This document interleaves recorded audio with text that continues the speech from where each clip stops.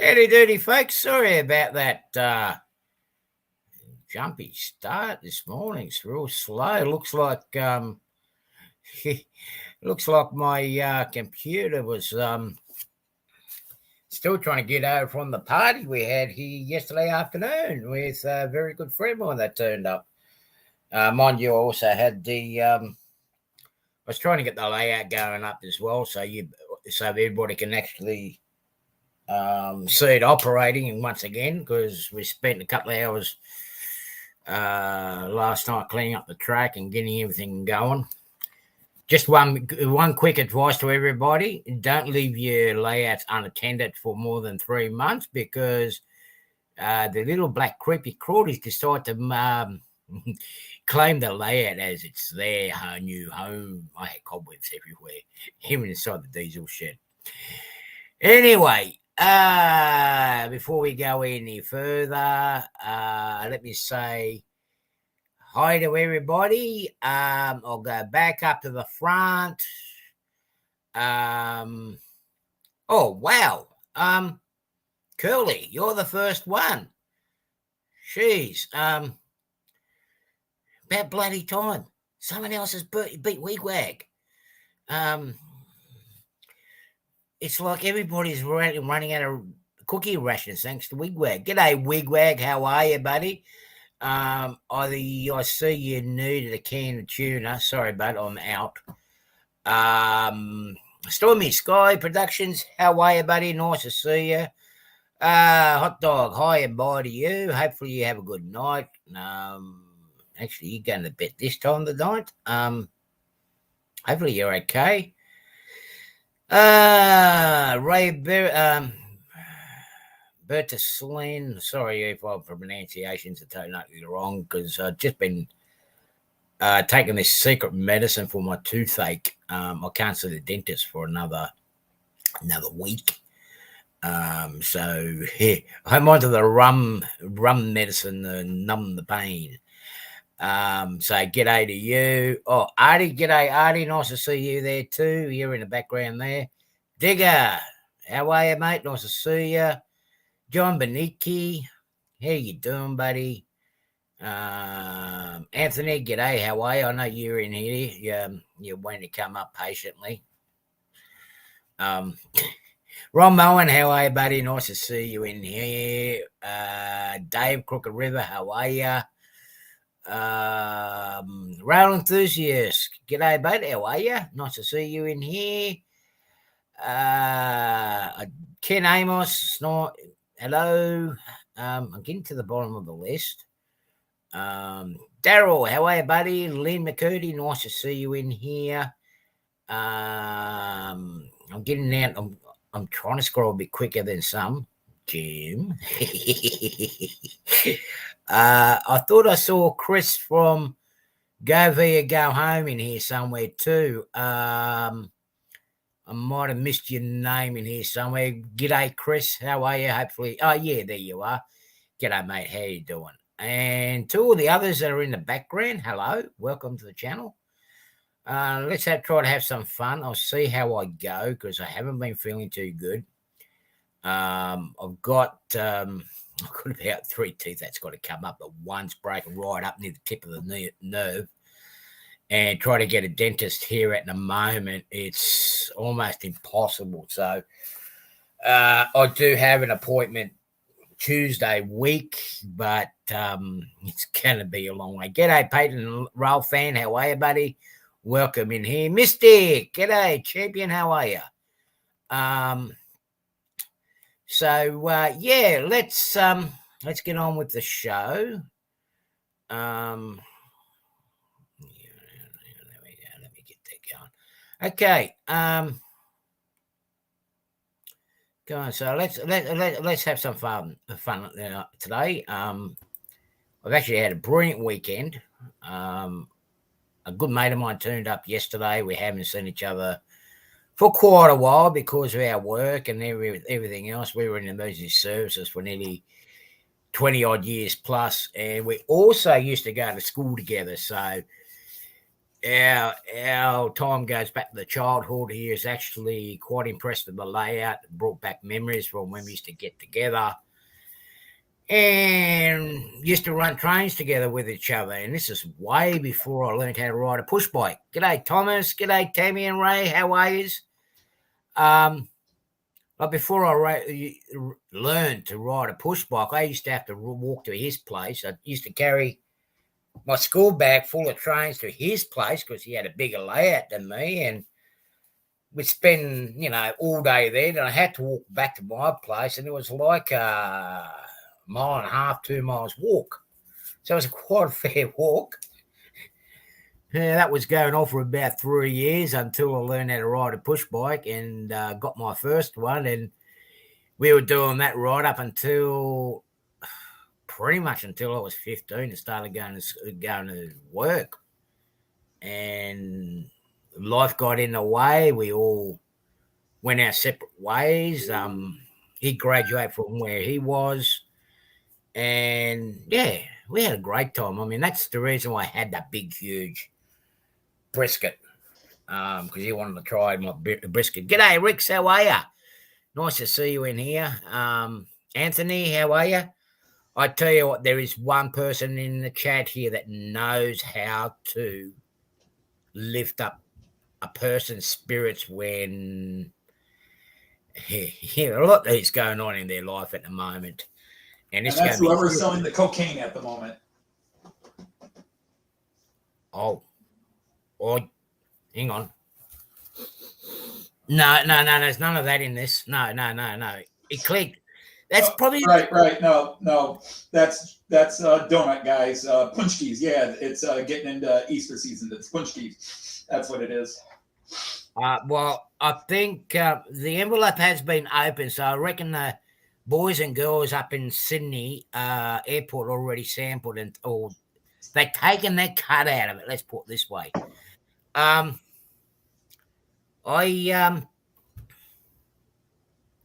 big thank you to Tammy and Ray. This came in on Friday, and I'll tell you what, I was stoked. I was, guys, really, I mean, the little tiny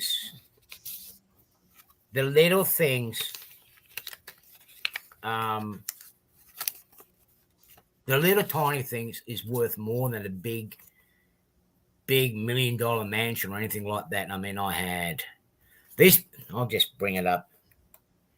A beautiful card. I think some other people received the same thing. Thank you so much for that, Tammy and Ray. And a nice little sticker from them. I really, really appreciate it, guys. I mean, that really lifted up my spirits. It's giving me an idea now. When I got this, I am going to do something on the layout where all these people that send me stuff like this, they're going to have a spot on the layout. Like an old Australian classic movie called The Castle. It's worth watching it if anybody has a chance. And the father in that movie, had the pool room. Anything that was really, really utterly special went to the pool room. So with me, anything that's really special is going in. I don't have a pool room. It's going to the train room. It's going to have a spot. Sorry to hear that, Rick. That missed us. It stayed north of us. It hit you guys. It didn't hit us. We just got snow.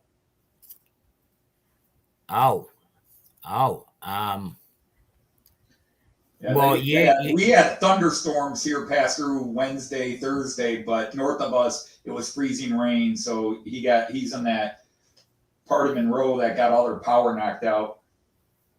G'day, Randall. We've been actually quite good. Yesterday was daytime. Yesterday here, you could not order a better day than yesterday. Wasn't too hot. Wasn't too cold. You can pretty much say a nice, comfortable summer's day yesterday. G'day, Rick. I think Randall. I think I said hello to you. But today it's going to be a hot one, so I don't think I'm going to be in the back room for too long.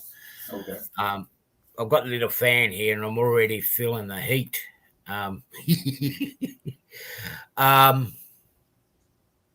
Yeah, the weather stabilised a little bit now, so hopefully we start going to see a nice normal summer. So yeah, it's been good. It's been good. Actually,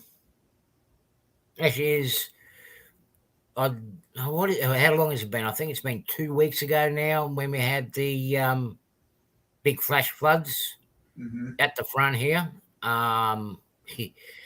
Gives you an idea how much water there is in the football field across the road from my place. The council came around to mow the football field in readiness for this weekend because it's the juniors football season starting this weekend. The tractor going in there because they use a Massey Ferguson tractor. G'day, Chris. How are you? Because they use a big slashes on the back and everything else. Oh, hi, Steve. How are you? He started in pretty well, but where the change room is, like if everyone's seen in the video where the little shack is in the middle, that's a canteen and the change rooms and the toilets and whatnot. Just as he got to there, the front wheel went plonk. He got stuck. So they said give it another 2 weeks and they'll be back and going to cut the grass. So the poor kids had to go to the other field. But he goes to show, even though we haven't had rain as such for 2 weeks now, the ground is very, very soggy. Yeah, what have I been doing on the layout this week? What are you asking me for? I cleaned it. That's a start. As I said, do not leave it unattended for too long because the 8-legged buddies will start moving in. Then I've been trying to print a few things. My 3D print. Beg your pardon? You said 8-legged buddies moving. I said you get octopi? Yeah. They're harder to get rid of than spiders. Oh, I tell you what, these young ones don't know the rules. The elders didn't teach them the rules of the property here. The window is their territory. Anything inside from that window in here is out of bounds. So they got one warning. Next warning, it's not going to be so nice. But it was funny taking an engine through, and because I got my Atlas track cleaners I use to clean my track out, so I don't have to rub it and polish it or whatnot. It went through the you see that little. It went through the shed and it went through that coal tower there. Went through that and came out the other end with cobwebs on it. Just better hope he doesn't have a big brother or 10,000 that are going to get even. No. Those big ones, they hang around up in the corners. No, they don't last too long.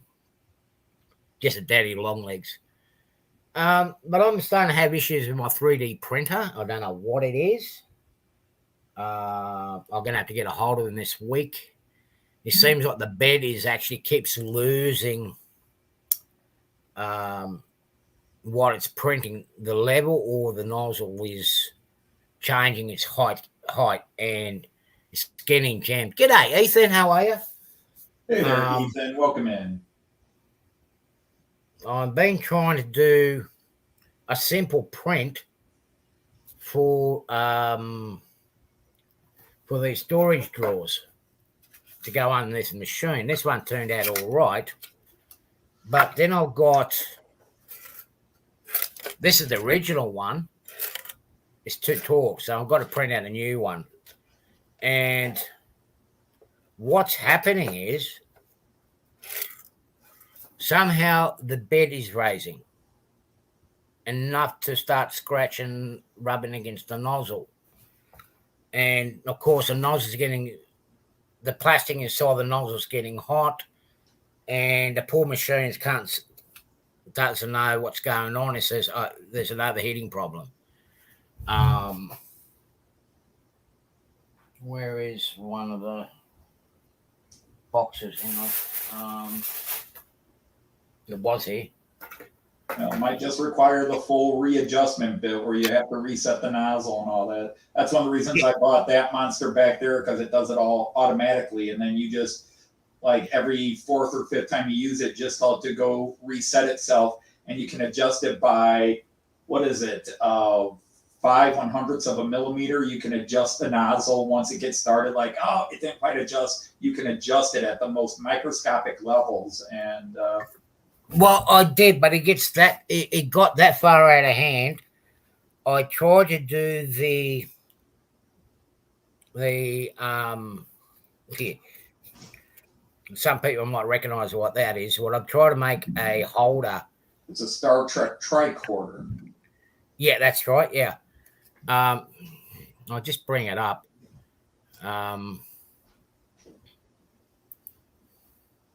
It's getting very stringy, but there's that much pressure on it that it actually broke one side of it. Now, the nozzle was getting that low. This took a while for it to happen, but I wasn't in the room at the time. But the bed moves so much that the nozzle end up embedding itself. Mm-hmm. And then you can see how far out it actually pushed it because it jammed. I was outside. G'day, Kevin. How are you, buddy? Hopefully you're good and well over in New Zealand. I know you guys are having fan down and allow the head to enough heat to make the plastic flow. Kevin, the plastic is flowing. I've done this. G'day, Scene. How are you? I'll get everything going. I'll get the bottom layer done nicely. Then all of a sudden, the bed raises, the plate raises, and then it starts scratching and scraping. Okay. This what happened. I don't know if you can see the flow. This side came out reasonably good, but you can see how you can see where it's got jammed. Well, that tells me your bed is uneven. I'm not a pro, but that's telling me your bed is uneven, so that once it gets the first couple of layers, the first layer will be fine, but then once it starts scraping one side and not the other, that's usually the bed's not completely level. Because that's what drove me crazy with mine. Now, yours is what they call a bed flinger. In other words, the bed moves back and forth, because mine is has a Z-axis movement. And so the bed actually raises up and down as opposed to going front and back. The bed actually moves up and down. And the first one I had, the Ender 5 Pro, and you have to make sure on 6 different points it's level, and it's a pain in the butt to adjust it. That's why I went with a bed slinger this time. It is. When I stopped printing this, and there's a couple others that I did, when I stopped printing this, right before I restarted, actually, I think it was,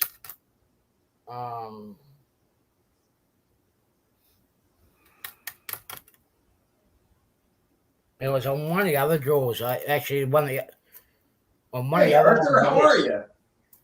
Arthur, O-Gauge Trains plus slot. G'day, O-Gauge. How are you, bud? Nice to see you in here.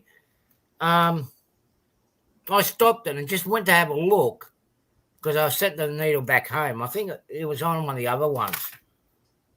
But the needle was that hard and pushed that hard onto the tray on the bottom. Right. I couldn't move the tray. I could not move the tray. Now, anything I can think of is the springs underneath. Hasn't got enough tension in there to stop the knobs from coming undone. If that's the case, they can send me some more new screws, new springs, because it's only a new machine. Mm-hmm. There was something that I printed here the other day. It went fine, but I know there's a bit of a hollow, but I'm just totally over it. But as I said, this envelope cheered me up because I just want to get things done. Yeah, I'm just doing my head in. I'm doing everything like what everybody's. So Dwight's asking if I had printed anything yet, and I did a test print. It came out okay. Then I tried my first full print. That got messed up, and then we let it set because I've had electricians and plumbers in the house, and then as soon as they were done, I was sick for a week. So now we're trying to find a place to put the printer in the house, and I finally found a place, but I've got to get a table for it to fit on. I've got a place right here.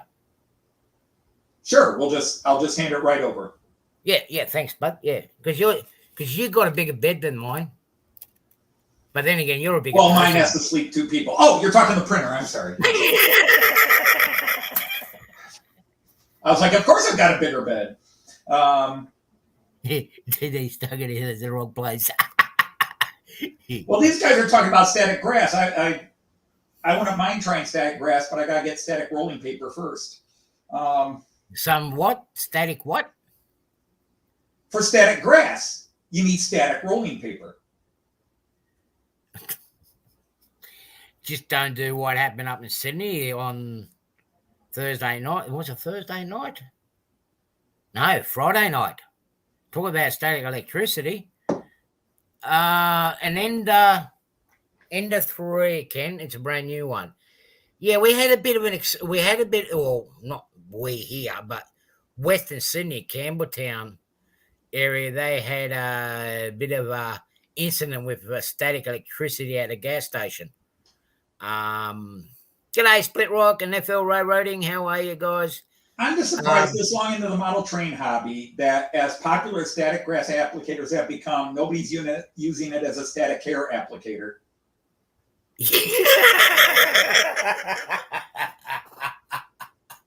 I'm sorry, Mr. Zero. Mr. Zero, would you like to go with the 2mm or the 4mm hair here? Yeah, well, I think 6mm will cost you extra, and if you want the mullet, that will cost you even more. Oh, look, just give me the 4 and don't worry about styling it, okay? Or just put it straight on. Yeah, g'day, round enthusiast. Did it turn out well or did it not? Well, let's put it this way. I was just getting to that. No, it didn't turn out too good. Let's put it this way. There was a fuel tanker unloading at the time when the static electricity went off and the whole thing just went up. I mean, Campbelltown was glowing. Literally. Yeah, so they're going to be looking at it a bit further, but yeah, I'll tell you what. Talk about static, that was, yeah. Wild grass for Artie. Oh, man, that'd be good. Can you just imagine me with grass hair like this? Man, that would be amazing. Sadly, I can. You probably did it in the 70s. I wasn't allowed to. I wasn't allowed to grow my hair long. Yeah, my dad was military, so I had a crew cut. So as soon as the hair started touching the ears, that was straight to the barber. Yep. Oh, yeah. And now we've got a good excuse not to go to the barbers. I was in 8th grade when I was finally allowed to grow my hair out because my dad had been unemployed for a year and he just couldn't even afford to send me to the barber by that point. And it was just like he couldn't do it himself. And every weekend he'd look at me, you need a damn haircut. You need a damn haircut. You need a damn haircut. Like a year later, I'm ready to put it in a ponytail. And finally, my mother used to always have a go at me when I was younger. When I was on the road, I was away for so long and come home. Of course, my glasses. Here we go. See what you guys have done. Well, railroad enthusiasts, as an Ohioan and an Australian, are you trying to imply something?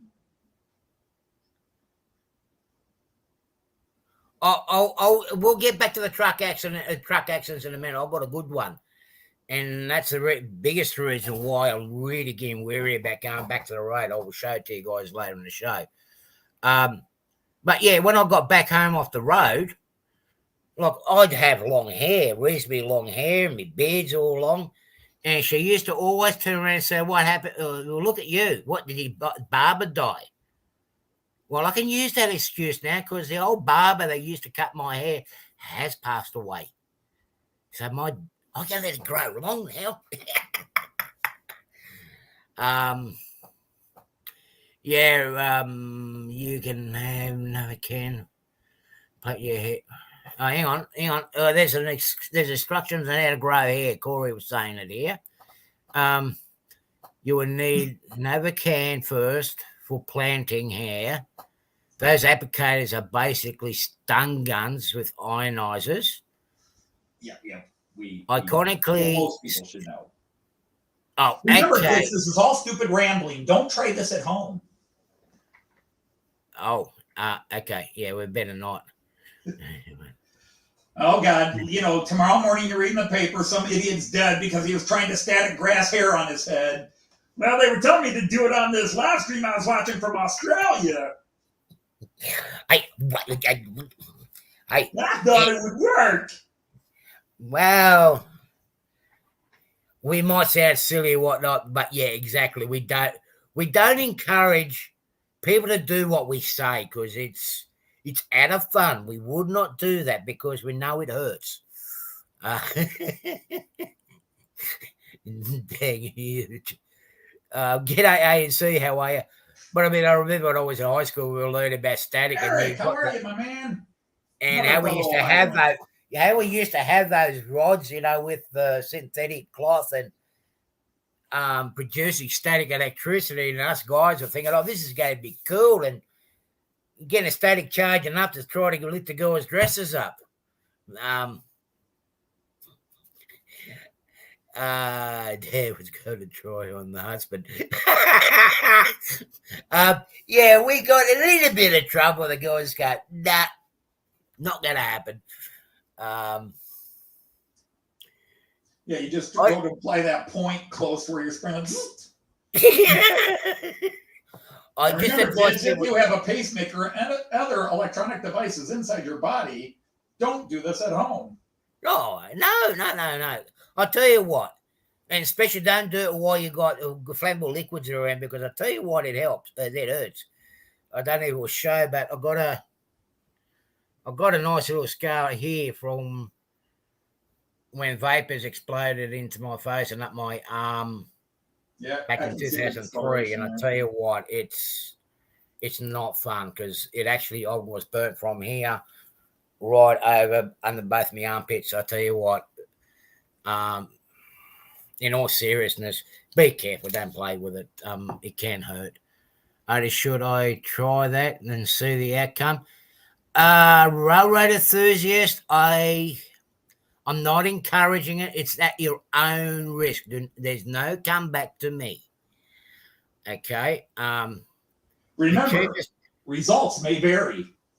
Exactly. Your results may vary. Yeah, it might be successful for you. It might not be successful.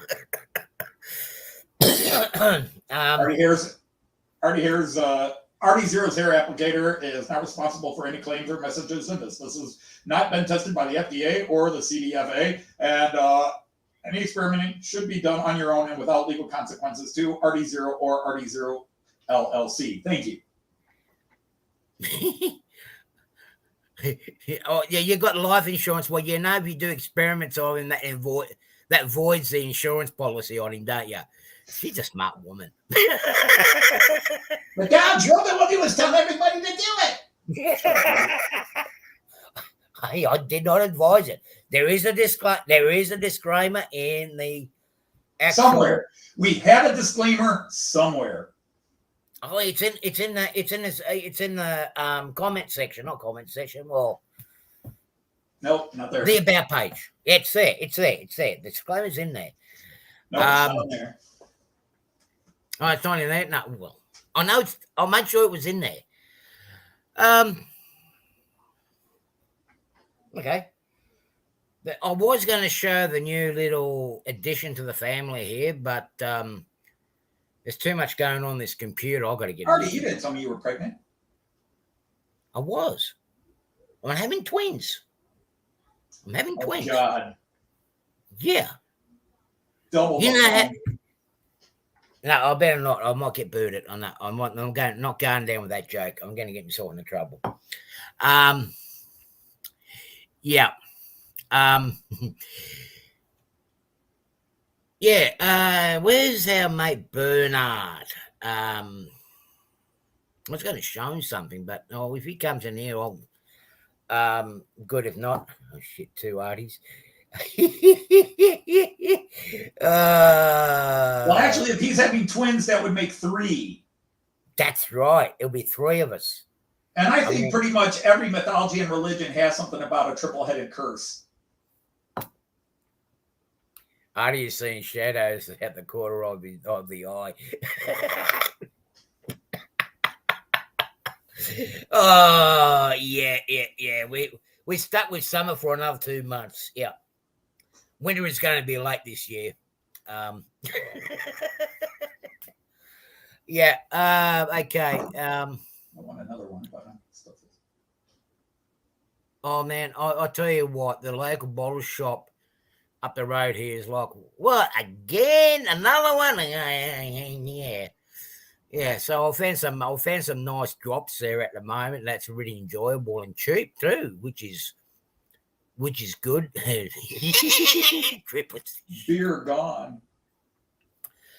I mean, I would love to drink beer, but I tell you what, I've been taking painkillers, and they got to a point now because a nerve in that front tooth there, the nerve is exposed. So the only way to numb it, even that stuff that you put on to kill the nerves, right, which tastes like crap, it puts a crap taste in your mouth, and I'm like, it's not working. So I had some Bundy rum in here, and that worked. And I ran out of that in the middle of the night, so I started going through the alcohol cabinet, and I go, well, that's good. I'll have some of that. And oh, yeah, that one doesn't stink too bad. I mean, this one is good. It doesn't stink so much. I'll take that one. So, g'day, Levi. Yeah, I think we need another disclaimer with that one, Artie. Please, kids, don't mix meds and alcohol. We call it the Keith Moon syndrome. Yeah, well, that's why I stopped taking those meds. I did actually stop taking the meds. Hey, right. Ian, how are you? I did stop taking the painkillers because I know what would end up happening. But, man, I tell you what, it's a relief, and it gives me a good 12-hour relief because it just kills the end of the nerves. Yeah, I was saying before, like, I've been getting it's getting almost to a stage where I've got to return back to work. And they've really been focusing on that this week. We've been discussing it with the insurance companies. I'm getting very reluctant to go back to work. Isn't that called Long Island? Yes, it is a very long island here, Chris. Very extremely long. I'm getting almost reluctant to go back to driving the trucks on the road for the fear of getting hurt again severely. And this is what I've been trying to tell, and I'll be open with a lot of people here because we pretty much known each other now for 2 years. We're reasonably close. But I tell you what, after an accident that happened in Melbourne a couple of days ago, and it's actually, I can actually share it on here because it was on free-to-air TV, so I can actually show it. And this is a scenario. This is what scares me. And I've had so many near misses of this happening to me. So let me just try to bring it up. I've got to restart everything because I had to shut it down because my CPU was working overtime.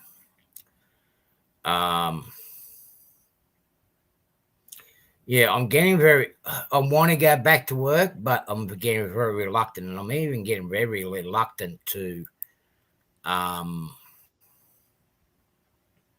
basically drive locally in the car.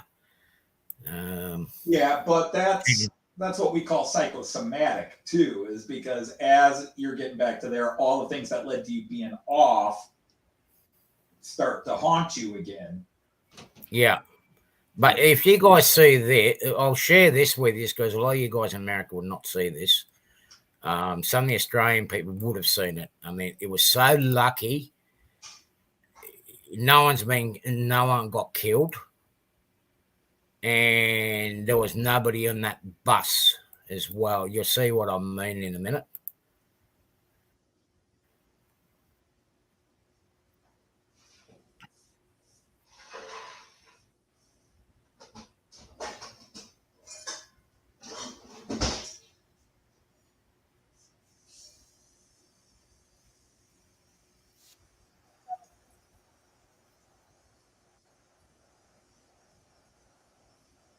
Oh, the idiot's strike again. Oh.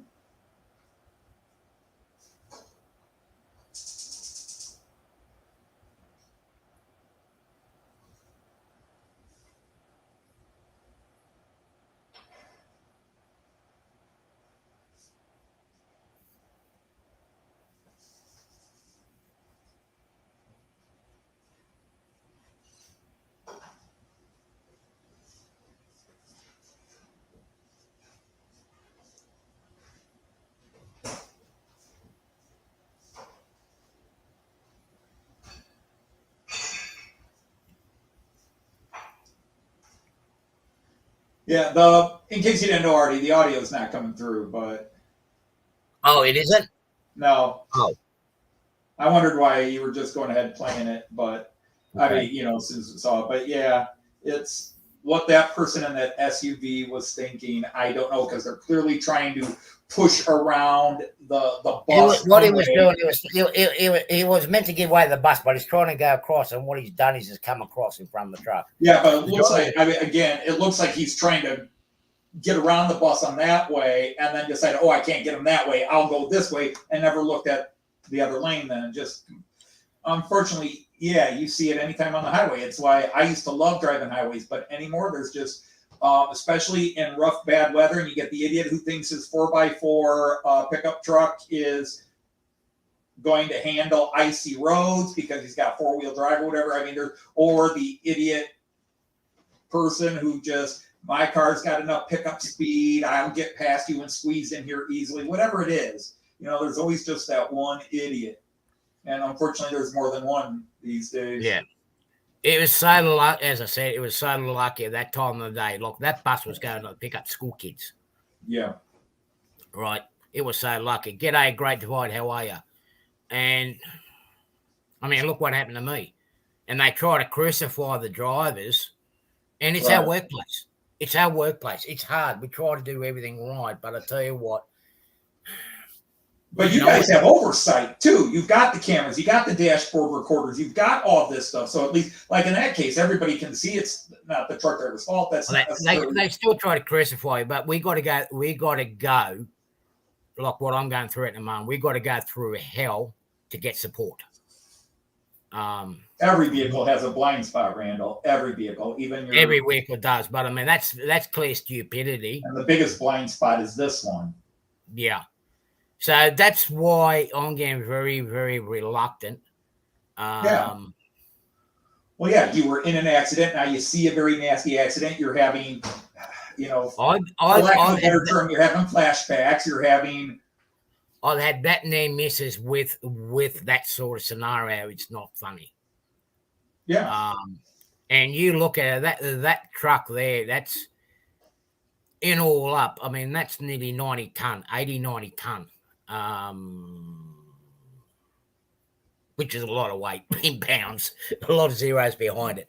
Because we could turn an entire show into everybody talking about the stupidest shit you've seen people do driving, and so I don't know how much longer I'm going to be. And we've all done something stupid too. Let's admit that we've all done something stupid too. Oh yeah, we have. Yeah, so. I don't know how long it's going to be. I am trying to get my mind into gear to get back to work. I need to get back to work. Think travel. Think wanting to go overseas. Yeah, I'm just looking at it, and we need to discuss this now because I'm going to have 2 travels this year.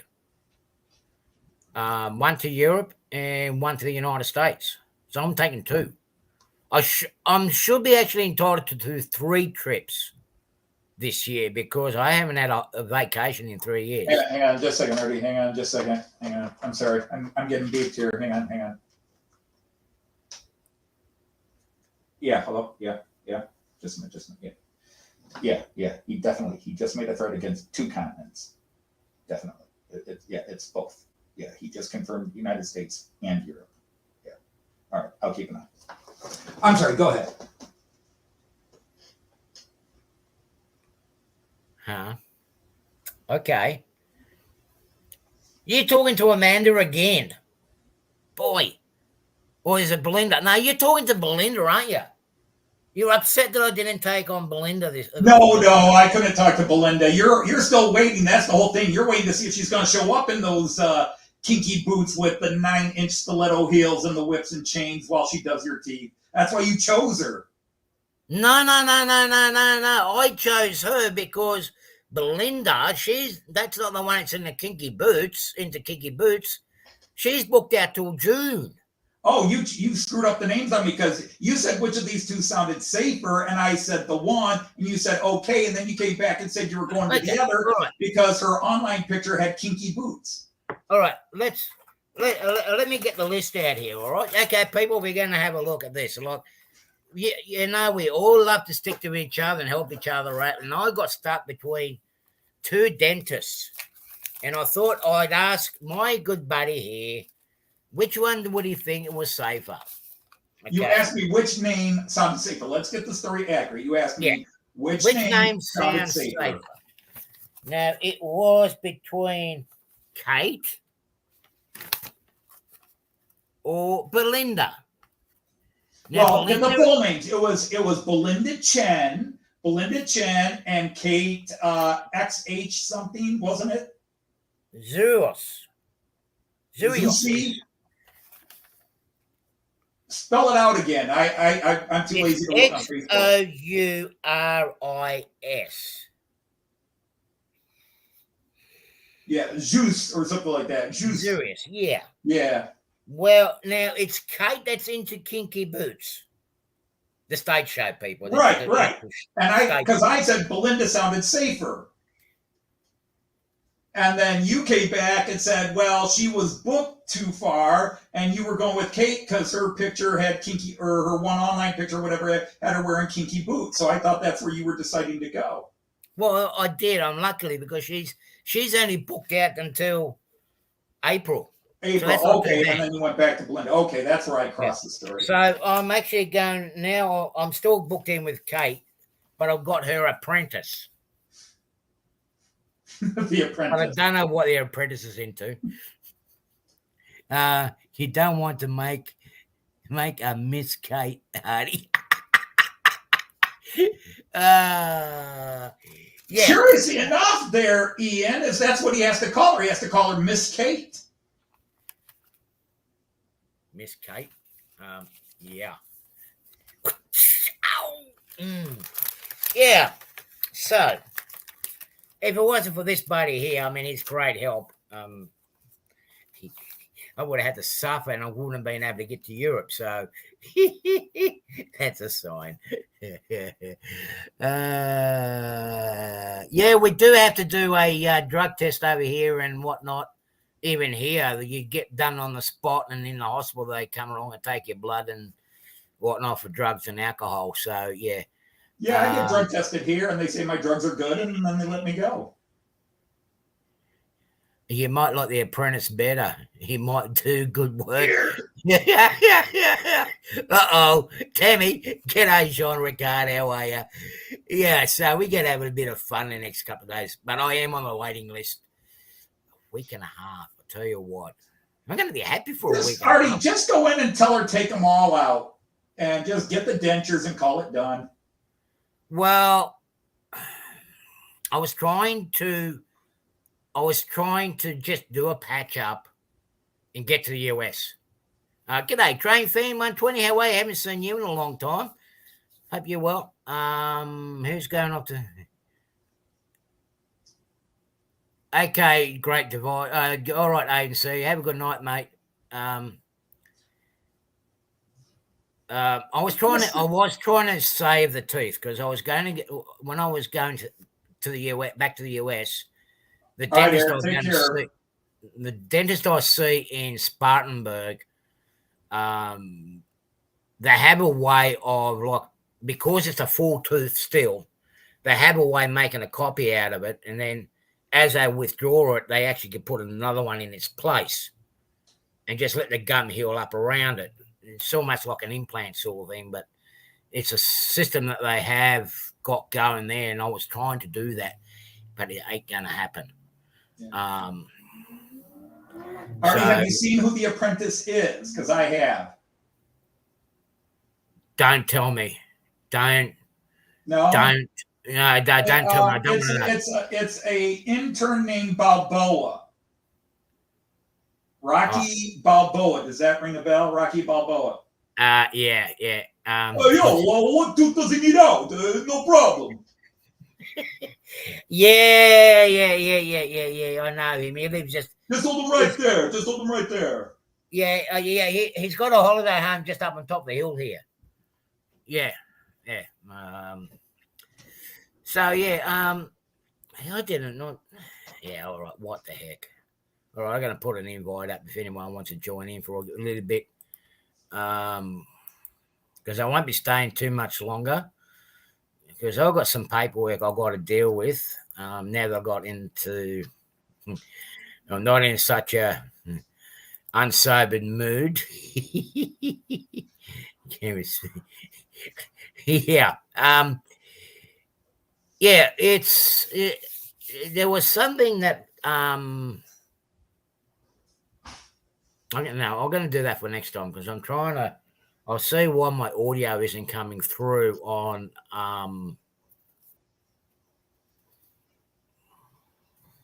StreamYard. We have a Randall in the basement. Hey, what's happening, guys? Here it is. Hi, Randall. Hey, Anthony, what's happening, Artie? Hey, Anthony, what's happening? I'm trying to sober up from yesterday, okay? And I'm on a diet till breakfast time. Well, I'm going to try to be on a diet anyway. I always try those diets too. They never seem to work. I just stare at food and I gain weight. Well, the thing is, we literally pigged out last night. I mean, my mate Michael was cowed out, but that's being nitpicky. Yeah. I mean, his wife makes some really good salads, and between her salads and the barbecue we did at the back, because we didn't just have the briskets. We had sausages. We had homemade burgers. I mean, I had 2 grills going on yesterday. I mean, that's yeah. So we had a feast. You really went all out, Artie. Oh yeah, this guy here next to me. This guy here doesn't know what he's in for when he's come to visit next year. He's worried about what we're going to cook, but he's going to love it. No, I'm not worried about what you're going to cook. I'm just warning you, A, I don't eat a lot, and B, I don't eat a lot of anything. Basically, it's going to be a burger or a pizza. Mate, I'm really grateful, hey. I'm really grateful for you guys. Yeah. Oh, look, when you come to my place, mate, you'll be looked after. Between me, Mel's, Gary, and Creepy, my mate Richard from down the road, we've already got your tour all planned out. It is hard to resist. That's why when I lost all the weight I did, close to 70 pounds here, it was, I weighed in November of 2019, I weighed 296 pounds. I ballooned up to 296 and probably got closer to 300, but didn't weigh myself at that point. And had started losing weight when my doctor said, you're about to have a massive heart attack. You need to change now. And so I've kept the weight off. I've been between 222 and 227 for the last 2 years consistently. And it's just, I just don't eat. I don't eat the big steak. Now I eat just a little bit. There's nothing I've changed eating. I just don't eat the 3 steaks anymore. I eat part of People, one. He's going to be eating for brisket here for at least a week when he's here. So you're going to be frustrated, or I'm going to be insulting people because they're going to say, eat more, and I'm going to be like, no, I can't. Look, you won't. But I'll tell you one thing: you definitely won't starve here. You definitely won't. That's just it. I've learned not to feel like I'm starving. And the funny thing is, when you eat and eat and eat, food can lose its fun. And now, because again, I didn't go on any special diet, no stupid fad diet. The only diet that works is the one you're mentally prepared to do. And when a doctor says you're about to kill yourself and you're expecting to become a grandpa and you don't want to die, that was great motivation for me. So I don't eat healthy. I do not eat healthy.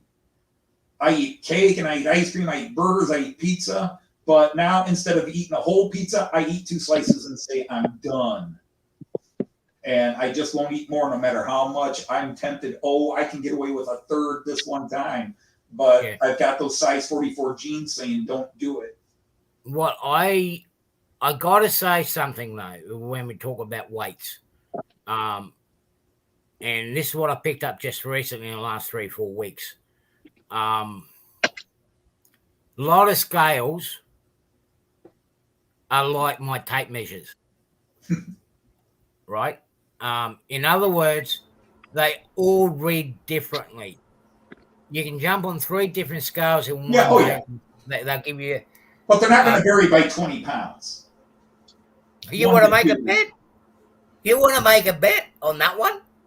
Oh. Unless there's something mechanically wrong with it, but they're usually adjusted very well. Between the scales from my hospital... Because I weigh now, I'm only a couple of pounds over what I weighed when I got married and what I weighed in my 20s and 30s. And it was in my 40s because I stopped playing sports, I stopped coaching sports, but I kept eating like I was 5 days a week, working out. G'day, Daryl, how are you? And just hello, Artie. Anthony Dodge. Hello, Randall. I know, like, between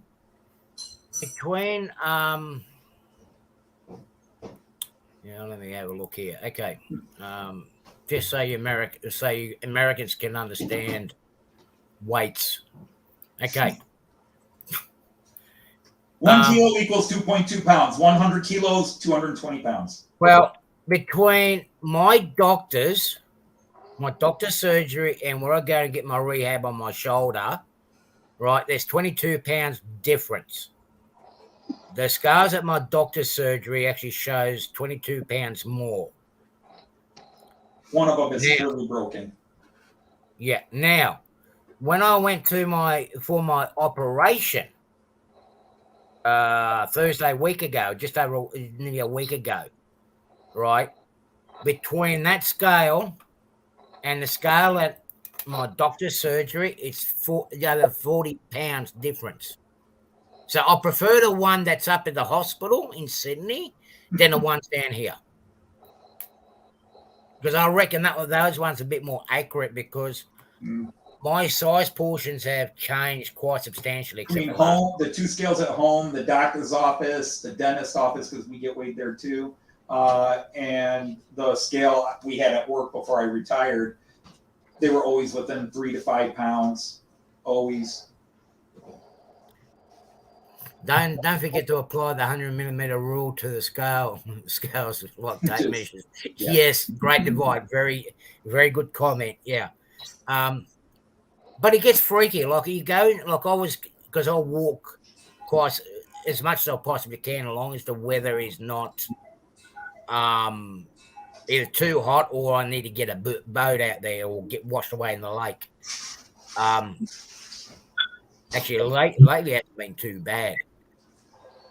But my portions are cut down. I've been following a different eating program compared to what I used to. Like as a truck driver, Daryl probably even vouch for this when you work for yourself. You only eat when you get the opportunity to stop and eat. Yep. All day long. Sometimes and you don't have your regular times. And believe it or not, that's the worst thing for us. No, it's usually when I fuel. When I stop and fuel is when I grab a bag of chips or a sandwich from the refrigerator. But with me, I move more eat less. That's Well, how see, I so you do move a lot, and the work that I've been doing the hot mix, doing the resurfacing on the road, we're basically sitting in the truck. Yeah. We're only driving around because everything's automated now. The only successful diet, Daryl just called it, the only successful diet, move more, eat less. Yeah, that's how it works for me. And my doctor still tells me I'm probably 30 pounds overweight, but when I drop that 30 pounds, I don't look very good. Yeah. You know, a lot of people will come up to me and go, "Are you okay?" Because they're insinuating I'm sick. Oh well, according to the United States Marine Corps body density bit, I should weigh 188 pounds, and 188 pounds on my frame, I look anorexic, and I don't say that to besmirch anorexic, but I got down there right after I met Joyce. I went from 215 to 175, and I looked like I had not eaten in 3 months, and I looked terrible. I didn't realize how terrible I looked. Yeah. But See, I'm maintaining 110 pounds, give or take, plus or minus here and there. Did you say 110? Sorry, is that one arm? 242 pounds. Sorry, he was doing kilos. Okay, he meant kilos. Everybody.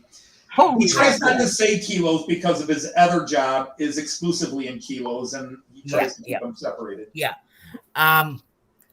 But when you look at me, like even when one of the doctors looked at me, and they go, "Are you overweight?" And I go, "I'm a little bit, but not that much." You look obese, and I go, "Well, one, it's water retention. The other one is a medication. When you take some of these steroids to reinflate your lungs and whatnot, it actually bloats you." Yep. So that's not a good sign.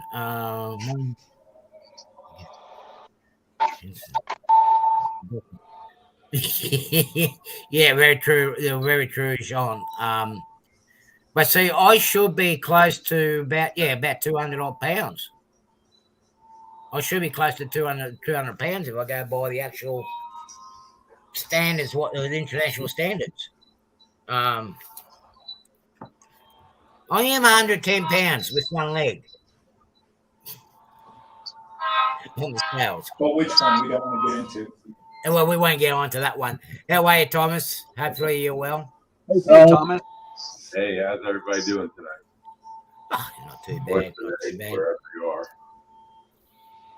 There's firefighter Storm Chaser. How are you? Nice to see you in here. Hey, Sladen. But now that the weather's starting to ease off a little bit, I'm going to start going out and do some more walking. And as long as I'm not in too much pain next week, but I am going to start continuing on with where I left off with my little tour around here. Now that everything's dried up and it's a bit more safe to walk around. Artie, mall train aficionado just asked me a question about this track clean car on the rear of the train. Yes, it is. It's an older version. It's an Atlas version, but they still make them, but it's a different company that makes them now. I can't remember the name of the company off the top of my head, but they're still in production. Yeah, it's just under a different name. Double O's making them. A UK firm. Yeah, that's it. Okay. I've got 3 of them. Isn't that Hornby? Hornby 00? This one is DCC. They were associated with Doesn't Hornby own them now? Possibly. I don't know. David, would have a look at Firefighters Storm Chasers cubby house. I mean, main cave. Sorry, it reminds you of my cubby house when I was younger. Hey, Jim, how are you? It reminds me of my cubby house down by the creek, but a little bit higher. It's about another extra 3 foot, 4 foot taller. Only problem I find with those track cleaning machines. Hey, Jim Tedesco. When you've got 3 of them running together, it's very, very noisy. Tell me about it. But they do a brilliant. They do a brilliant job. I mean, everyone's seen me when I got the new addition to the family arrive or on the track. I have not cleaned. I actually worked it out. I have not cleaned my track now for 9 months. I haven't operated trains for nearly 3. So there's no trains running on for nearly 3 months, but for nearly 9 months without cleaning the track, I think I did all right. It's 8:30 p.m., which is, I don't know what it is there now. Storm Chaser. If anybody wants to go over and have a look at this premiere, go ahead. It's not a problem. I'll catch up to a bit later on, but I think that's in another hour's time or something, isn't it? 7 p.m. 7. We'll probably pop in. I'll probably gone by then. Yeah, as I said, I got a fair bit of paperwork to catch up on. That's 10:30. Yeah. Starts in an hour and 28 minutes, an hour and a half, let's say. Yeah, so with Michael coming around yesterday, he's going to come down again for another visit. He's volunteered. He's going to come and give me a bit of a hand even and then do some lifting and whatnot with the layout, which is good. I mean, between here and Canberra, it's almost a 3-hour drive. So yeah, we had a really great time.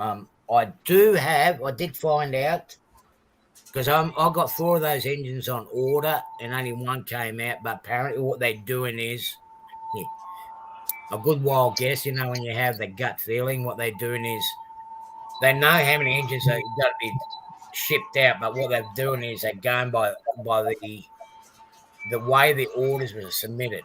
I mean, really. I could have had the whole 4 together and had them all worked out together.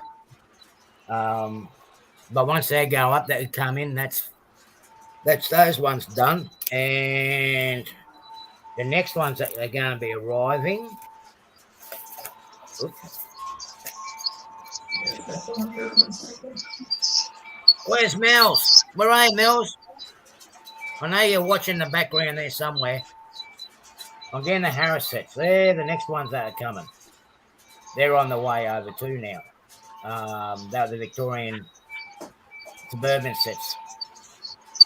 So I've got 2 of them coming.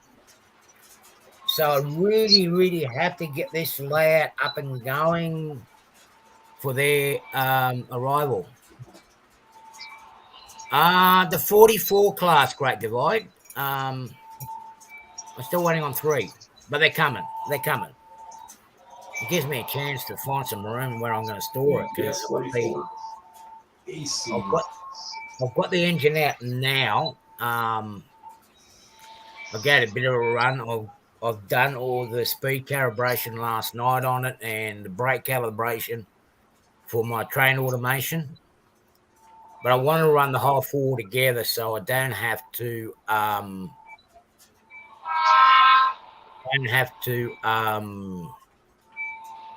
worry about speed matching too much.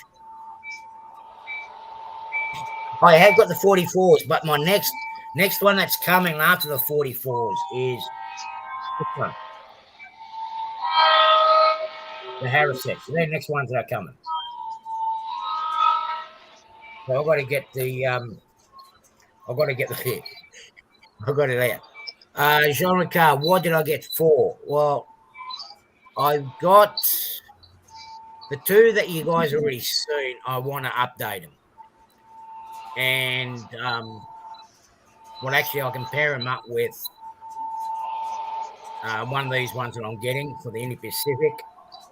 One's going to be used on the freight duties and another one's going to be, as you see now, it's going to do both freight and passenger.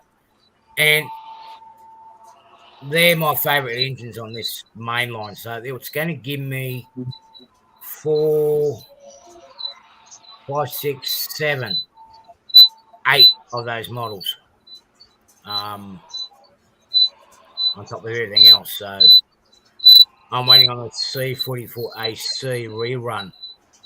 I don't know why, but I think those Wonder Bread box containers are really cool. Wonder Bread. Yeah, well, the Wonder Bread On factory. Daryl's video right now. I don't know why.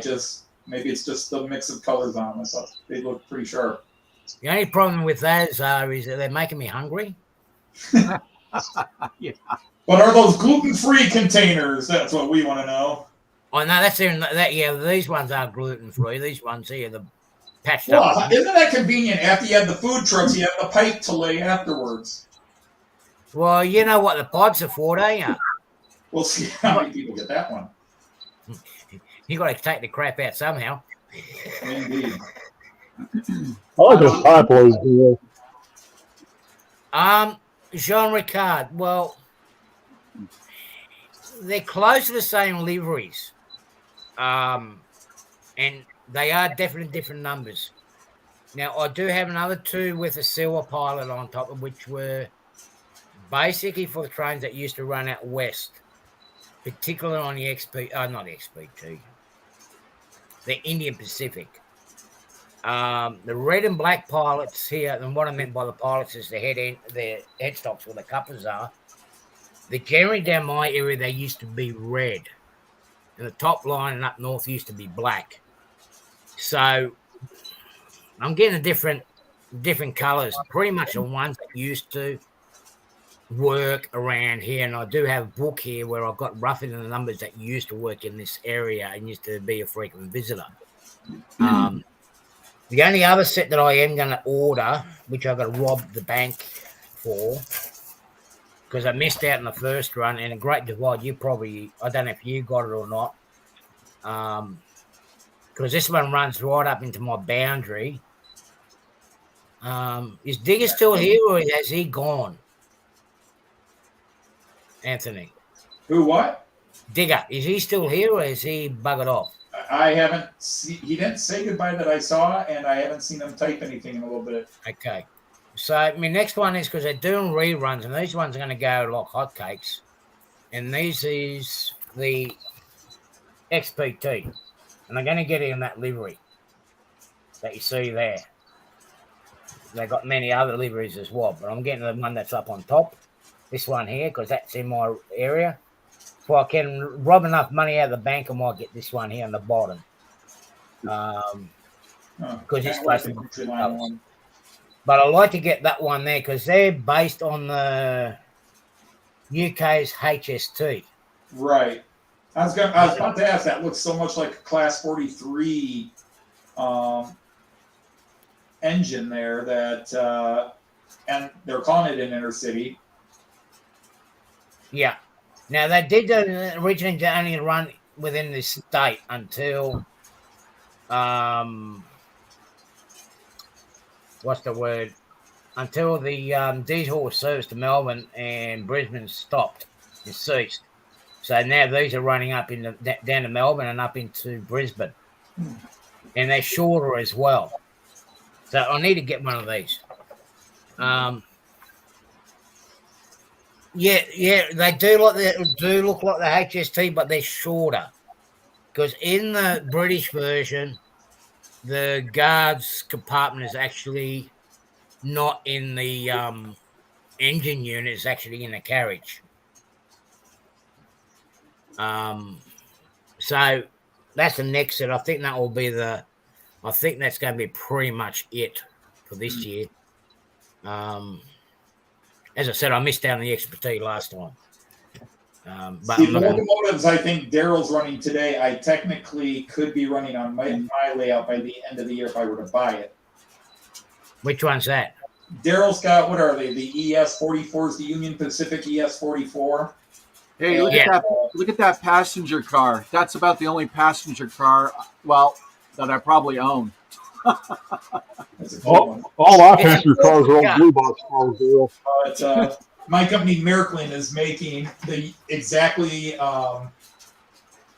what Daryl had running past. Let's see. I don't know. The ES44 ACs. Yeah. That's what the those three UPs are. Let's see if I can do this here. I'll show it real quick if I can.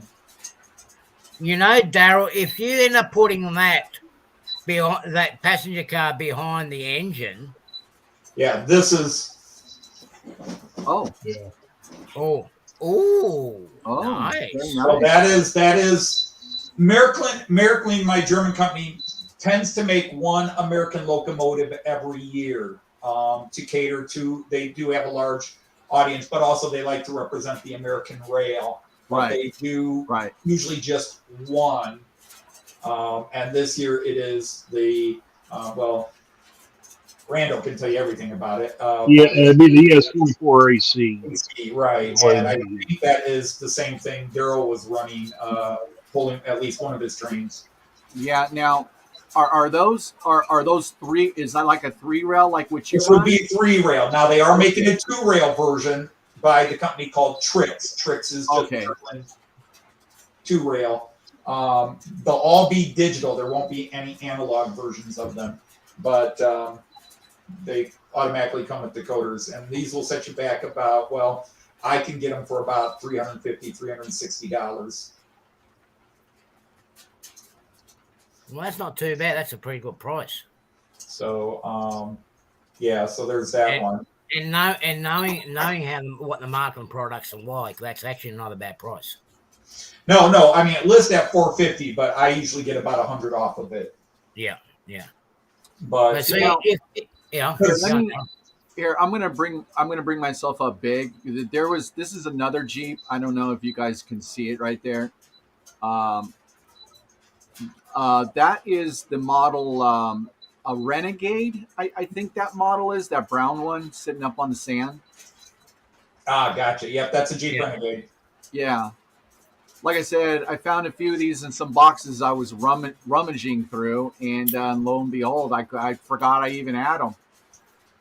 So, I'm too scared to go through the boxes that's under the layout at the moment because I know I've got more stuff under there. oh, I was going through the boxes and I found $500 cash in a boxcar that I stowed away. That was a nice surprise. Nice. Well, did you put it back in there, mixed all the cars up, and forget where it all went? Oh, no. Yeah, and I was going to say, but if you put that passenger car up behind the engine, they'd be basically in a prototypical Australian consist because they end up having the crew cars right behind the engines. Well, that's what I'll do then. And you know what? I had thought about doing that. I really did. So I'll have to put it on the rear end of the actual locomotive. Because with all the trains that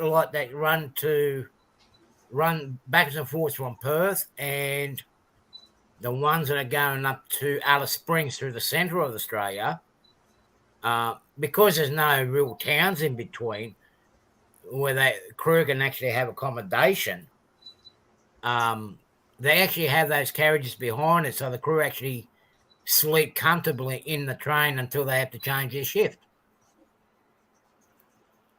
And you'll see it on a lot of the videos. Yeah, I'll actually change it out as soon as I can grab one. But then again, that could be the corporate car with the big wigs. That's where they belong at the end of the train. No, it's just it's Burlington and Northern Railway observatory car. Well, you need to put a 50-foot chain behind it because that's how far back behind the train it should be. Only kidding there, Randall. And a BNSF, so it I'll be right back, guys. Now, since we're talking about new acquisitions, I got an engine that's coming in. It's actually what they call an SD30C Eco. It's basically the rebuilt version of this engine right here. So, only I believe these will be the Canadian Pacific version that Bowser did.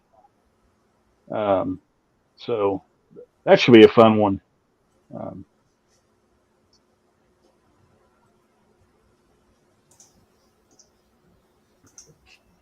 I was kind of fighting between getting that one or the M630.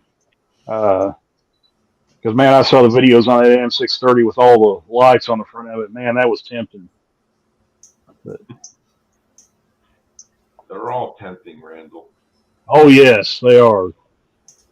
So now this one here, this is an Athearn ready to roll engine, and what I like about it, and I'll turn the sound back on, turn the headlight back on. Now this particular Burlington Northern engine, this predates their ditch lights. I can't tell if headlights are on, right? But when you blow the horn, it's got these little strobe lights on the front that flash. And BN used these on the front of their engine for about, I believe, 1990 to 94 when they started putting ditch lights on them. But it's a cool little feature. I like it. I like that Athearn included the actual functioning lights when you blow the horn. So.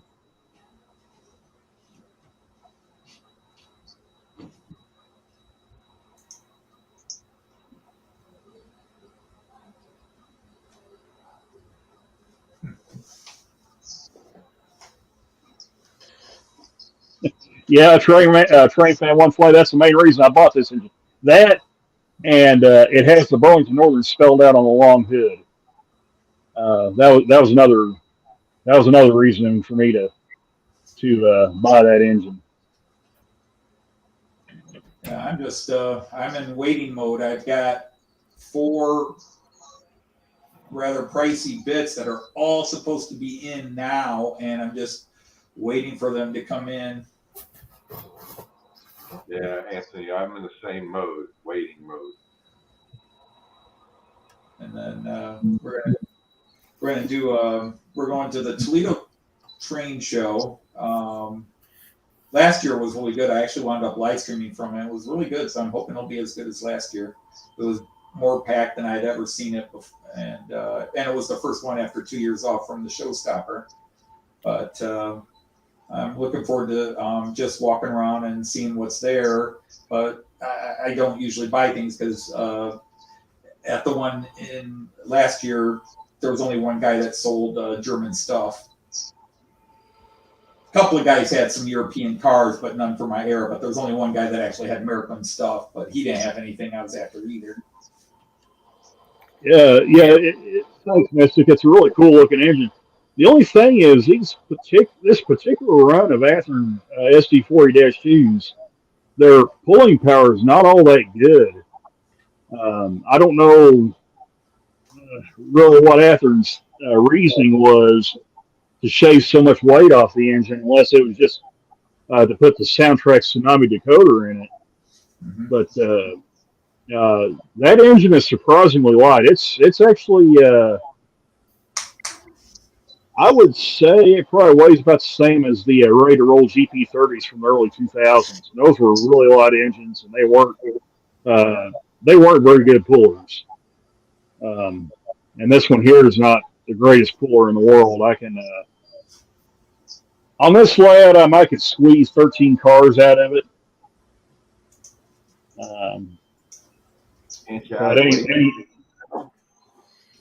You see, I'm looking at because I'm gonna get. Lord Thomas, I don't know if I can wait for this thing or not. I would have to take the thing apart to really look at it. Yeah. But what's strange is the older Athearn SD40-2s can pull pretty decent. So, like I said, I don't know what the reasoning is for taking so much weight out of the engine, unless it's just to put that sound decoder in it. Yeah, and I've got to get some more sound decoders.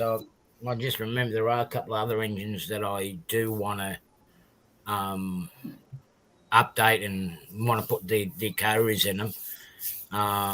They call them the Jumbo, which is basically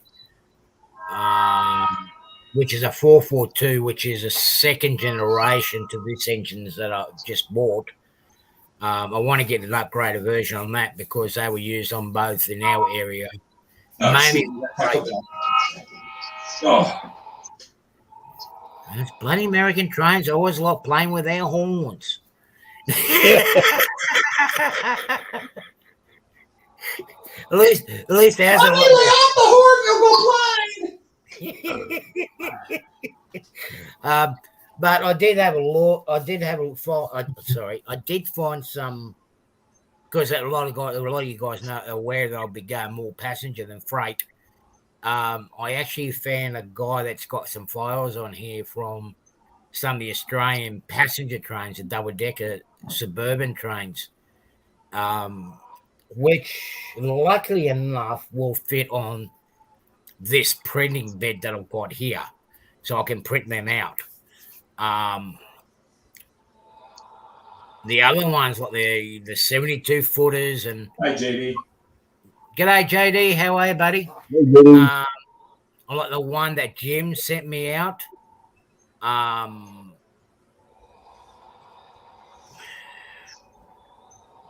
They won't fit on the print bed here.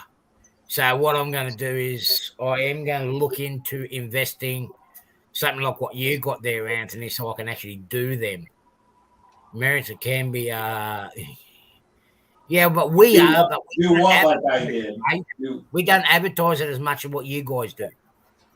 All right, I changed that passenger train to the rear of this, so let's see how this. You didn't have. Let's just see how this looks. Is that You didn't have to, Daryl. You know what? It's your layout. Everybody was saying, so here I am. Daryl? Is that a new scene with the Jeep and the guy there? Yeah, that's his dog, and he's taking pictures. Yeah. He's rail fanning. He's rail fanning with his dog. I said that wasn't there the last time I saw this. No. Okay. So does that look better? Yeah, that looks a lot better. Now you're becoming like a true Aussie. Now you can come around and visit. All right. Okay. All right. You know we love you, Daryl. We know we love you. It's all in good. It's all in good fun. I mean, look, early in the stream, you should not always take our advice because it might not work out well. Definitely don't take our advice. Yeah, and I'll tell you what, it's your layout. You do what you want. And honestly, we might. But if they don't take your advice, Artie, then they're going to have other people tell them what to do. Because if you say do what you want, but we say don't take our advice, then they're going to do the opposite of that. Right. Okay. But at the end of the day, this is on a serious note. It's your layout. You do what you want on your. You do what you want. Well, basically. I was going to put it on the rear of the consist and on the rear of the locomotives because that's how I kind of seen them do it. But the couplers on it are plastic, so I don't know how well they're going to hold. I don't know how well that's going to hold up to that freight train behind it. So we'll see. That's why I put it on the rear end. Well, that if you did put it on a rear end, that'll be a very big caboose. Mark from Hemmeldown, you're up late. G'day, race fan. Yeah, I was just looking at that. Yeah, might have got kicked out of bed early from storing too much. But yeah, look. I see so many people's layouts, and I'll tell you what, I love every single one of them. I might joke about it, but honestly, I love everyone's layout in here. Everyone's got their own style. They have their own unique way of presenting their creations. You know, so just do what you can. I have a bit of fun, and look, I even make fun of my own layout. I mean, look, I had cobwebs on mine. You know what they talk about cobwebs? It's from lack of use. But I was hoping to get some construction work done. That's why everything was packed away, but that didn't happen. But apparently it's going to happen now, so watch this space. Yeah. So anyway, people, I'm going to cut it short. My hand is giving me a lot of curry, and so is my teeth. I thank everybody for coming in and joining in today. I know some of you guys turned up late. I'll try to stay on a bit longer next week. Now, I'm hoping this Wednesday. I know there are some live streams on this week. Tuesday night. 24/7. Who's Tuesday night? It's Artie, it's Heath is on Tuesday. He's on at 8. And Sidetrack.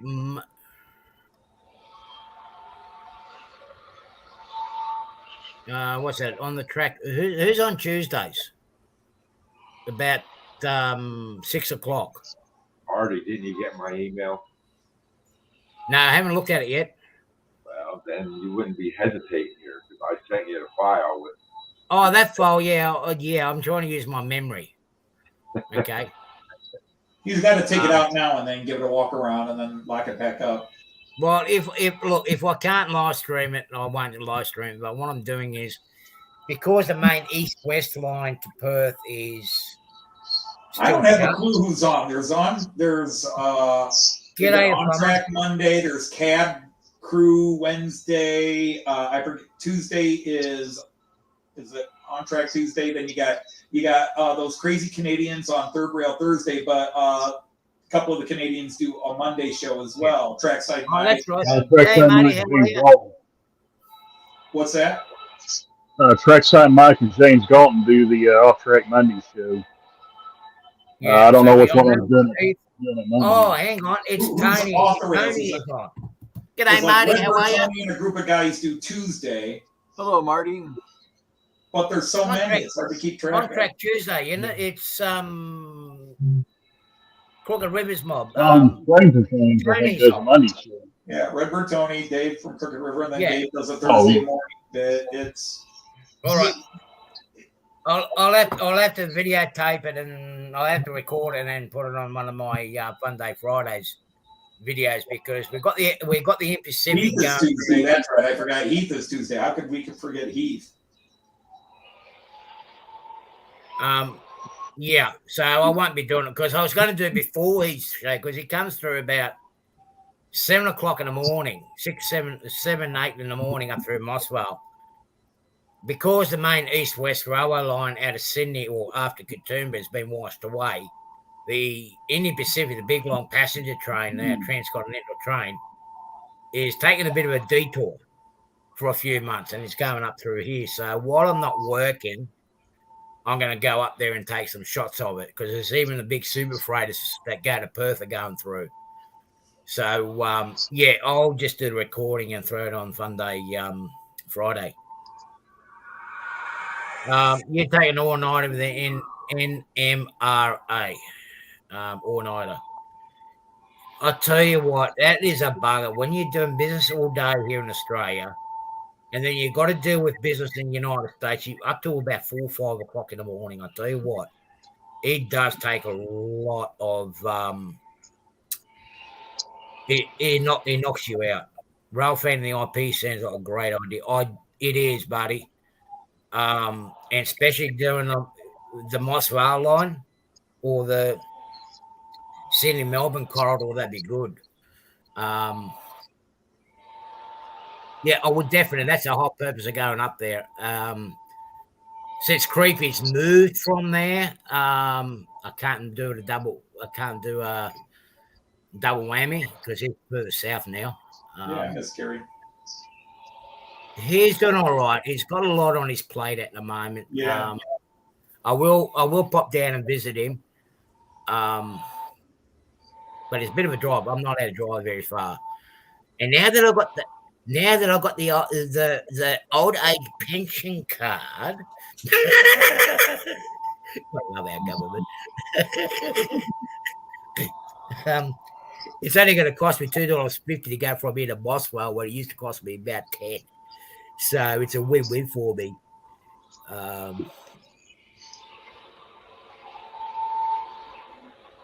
What I try to, Sean, I do. Anyway, from me here in Australia and all those other people on the other side of the Pacific and Marty and everything else, everybody enjoy the rest of your weekend. Have fun. Stay safe. And see you all soon. See you guys. Everybody. Okay. Bye-bye. Have a good week.